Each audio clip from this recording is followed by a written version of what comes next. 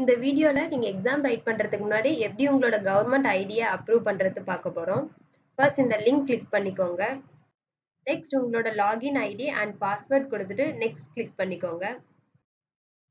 Next இந்த மாதிரி ஒரு பேஜ் வந்து ஓப்பன் ஆகும். அதுல நீங்க என்ன எக்ஸாம் ரைட் பண்ண போறீங்களோ அதை கிளிக் பண்ணிக்கோங்க.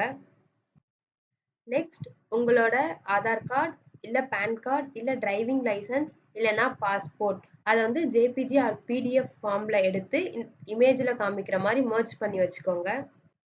நெக்ஸ்ட் கண்ட்ரி செலக்ட் பண்ணிக்கோங்க.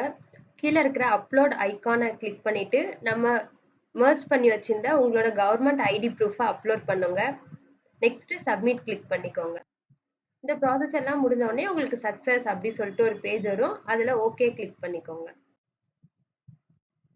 ஒன்ஸ் நீங்க உங்களோட கவர்மெண்ட் ஐடியை அப்ரூவ் பண்ணதுக்கு அப்புறம் உங்களோட ஐடி வந்து ப்ராசஸிங்ல இருக்கும். 24 ஹார்ஸ்க்கு அப்புறம் உங்களுக்கு வந்து இமெயில் வரும். நீங்க அப்லோட் பண்ண ஐடி ப்ரூஃப் வந்து ரிஜெக்ட் ஆயிடுச்சு இல்லைன்னா அப்ரூவ்ட் ஆயிடுச்சு அப்படின்னு சொல்லிட்டு மெயில் வரும். சப்போஸ் அது வந்து ரிஜெக்ட் ஆயிடுச்சுன்னா உங்களோட கவர்மெண்ட் ஐடி ப்ரூஃபை மறுபடியும் அப்லோட் பண்ணுங்க.